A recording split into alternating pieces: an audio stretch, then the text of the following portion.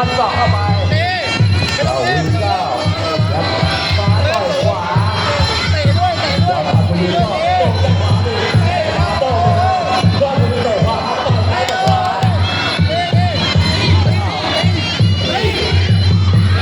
ยังไม่ได้ยังไงไม่หายจะไปไอ้ขวาโดนเข้ามาวิ่งก้าวโดนแล้วลำยกไปขวาตรงยอดอัศวินทำได้ดีแต่ขวาโต้เลยโดนพันแล้วไปขวาโต้มาโต้มาโดนมาซ้ายเจ้ายอดอัศวินเดินเข้ามาไปซ้ายไปขวาออกหมัดได้ไงยอดอัศวินนี่ขึ้นมาโต้หมัดขวามาวิ่งก้าวได้มาโอ้ยได้ขวาการต้มทำกระดับยอดอัศวิน